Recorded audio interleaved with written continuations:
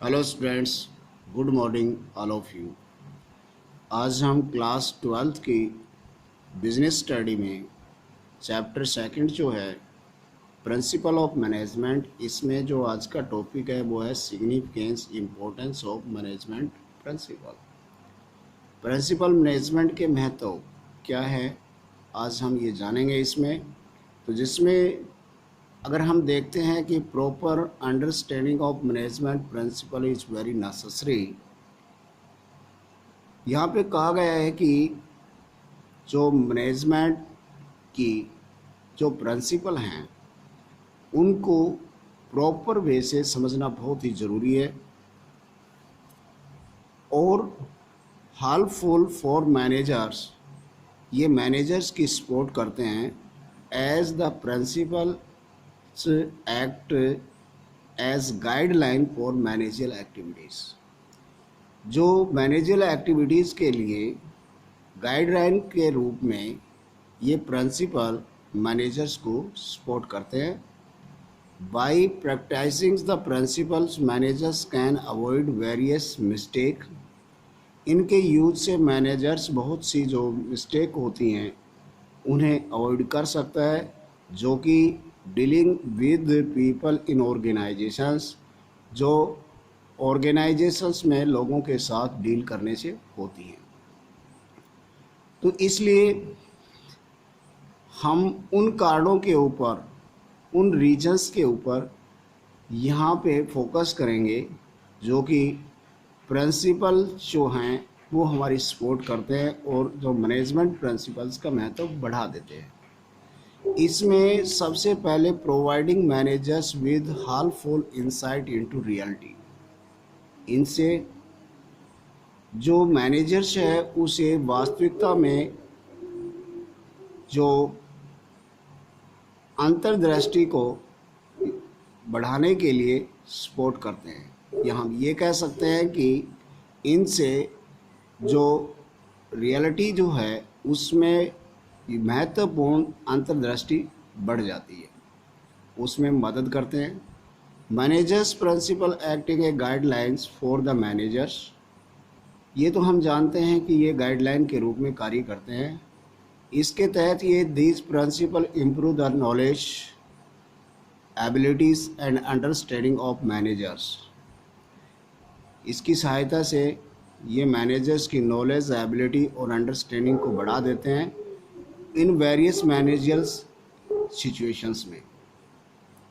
इसके साथ the effect जो है ऑफ दिस प्रिंसिपल्स क्या होता है, इसका प्रभाव क्या होता है, वो ये होता है कि मैनेजर्स को लर्न करने में मदद करते हैं फ्रॉम देयर मिस्टेक। अपनी गलतियों से सीखने में उसकी क्या करते हैं, सहायता करते हैं। इसके साथ ये मैनेजर्स को गाइड करते हैं to take the right decision, सही फैसला सही समय पे लेने के लिए भी उसकी सपोर्ट करते हैं। इसके साथ ही हम देखते हैं कि नंबर 2 के अंदर ऑप्टिमम यूटिलाइजेशन ऑफ रिसोर्सेज, वो इसमें संभव होता है क्योंकि management principle insist on planned activities, ये प्लान्ड एक्टिविटीज़ के ऊपर इंसिस्ट करते हैं और systematic organisations of mans and materials का संस्था में भी निर्धारण करते हैं। इसके साथ principles are design to get the maximum benefit from the human efforts and the other sources. ये प्रिंसिपल्स इस तरह से डिज़ाइन किए जाते हैं जिससे कि मैक्सिमम बेनिफिट प्राप्त हो ह्यूमन रिसोर्सेज और अदर सोर्सेज का। इसके साथ साथ गाइस हम यहाँ पर एक एग्जांपल देखते हैं। ये इसमें कहा गया है कि साइंटिफिक प्रिंसिपल जो हैं, वैज्ञानिक सिद्धांत जो हैं, वो हमारे सजेस्ट करते हैं cut down the wasteful moment. जो कार्य के दौरान जो बेकार का जो समय होता है उसे कट डाउन के ऊपर वो क्या करते हैं, सजेस्ट करते हैं और उसे सेटअप करने की कोशिश करते हैं standard time of complete of task. कार्य को कंप्लीट करने के लिए एक स्टैंडर्ड टाइम निर्धारण के ऊपर जोर देते हैं। इसी में जो टाइम बचता है, एनर्जी बचती है, जो एफर्ट्स बचता है एक्टिविटीज़ का, उसे can be made the economic है, उससे उसे इकोनॉमिकल किया जा सकता है और रिजल्ट क्या होता है, मैक्सिमम जो है यूटिलाइजेशन ऑफ रिसोर्सेज का संभव हो सकता है। इसके ऊपर साइंटिफिक प्रिंसिपल ये बल देता है। दूसरा हम देखते हैं कि साइंटिफिक डिसीजंस हैं वो भी इसमें निहित होते हैं। मैनेजर्स जो है have take the number of decisions every day.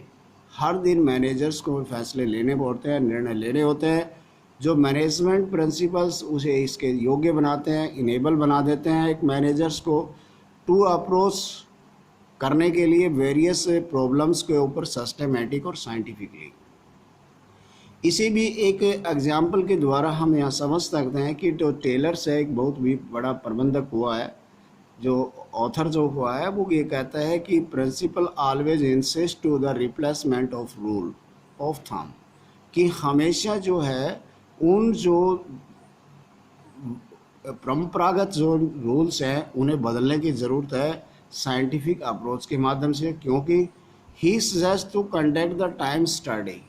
वो टाइम स्टडी को लाने के लिए उसके अंदर कोशिश करता है to set up the standard time of required performance of job. एक जॉब को कितने टाइम में किया जाए उसके लिए स्टैंडर्ड टाइम के ऊपर जोर देता है, rather than the living to the इसमें डिस्क्रिएशंस और इसमें विल ऑफ मैनेजर के ऊपर छोड़ने की बजाय उसको क्या है कि ये टाइम स्टैंडर्ड है जॉब का निर्धारण करने के ऊपर बल देता है।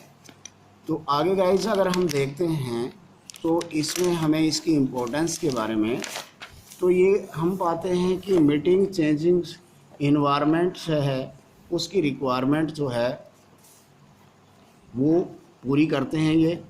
Every businessman has to make change in the organisations.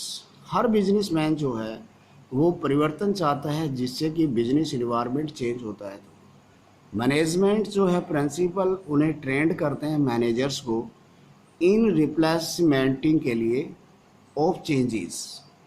जो चेंजेस के लिए जो रिप्लेसमेंट करते हैं उनके लिए उनको ट्रेंड कर देते हैं और उसे जिससे कि वो राइट डायरेक्शंस में राइट में लेवल तक ऑर्गेनाइजेशंस में कार्य कर सकें। ऑल्दो द मैनेजमेंट प्रिंसिपल्स हैं इनका, यद्यपि इनका प्रिंसिपल्स जो मैनेजमेंट के हैं उनके वो रिलेटिव और जनरल गाइडलाइंस होते हैं, फिर भी ये मॉडिफाई दिस प्रिंसिपल इन्हें मॉडिफाई किया जा सकता है और उसके साथ ही can be made in the organisation और उसे इम्प्लीमेंट ऑर्गेनाइजेशन में कर सकते हैं। इसके साथ हम ये कह सकते हैं इफेक्टिव एडमिनिस्ट्रेशंस है वो भी इनके द्वारा प्रदान किया जाता है। एडमिनिस्ट्रेशंस जो है हमारा is the functions of top level management, जो जैसे कि हम पहले डिस्कस कर चुके हैं, इसके बारे में जानते हैं कि एडमिनिस्ट्रेशन कार्य है टॉप लेवल मैनेजमेंट का है। और इन दिस फंक्शन जो मेजर प्लान्स एंड पॉलिसीज जो फॉर्म की जाती हैं जिनका निर्धारण किया जाता है नीतियाँ और इसके अंदर योजनाओं का टॉप लेवल के बेस के ऊपर management principle act as a guideline, वहाँ पर भी ये गाइडलाइन के रूप में कार्य करते हैं and based for perform the various administrative policies.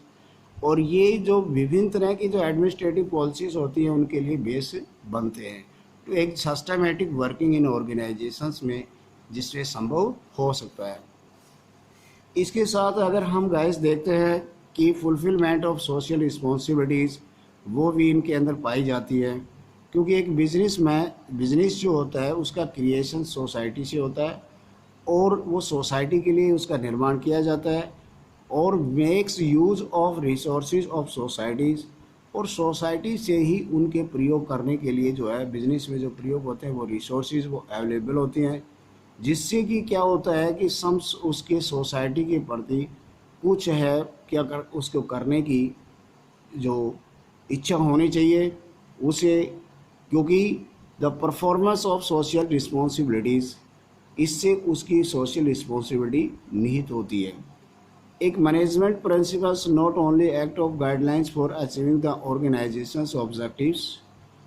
अगर हम देखें तो एक प्रिंसिपल ऑफ मैनेजमेंट है वो केवल बिजनेस की ऑर्गेनाइजेशंस के लिए जो ऑब्जेक्टिव होते हैं उन्हीं के लिए गाइडलाइन प्रोवाइड नहीं करता, लेकिन परंतु these principles also guide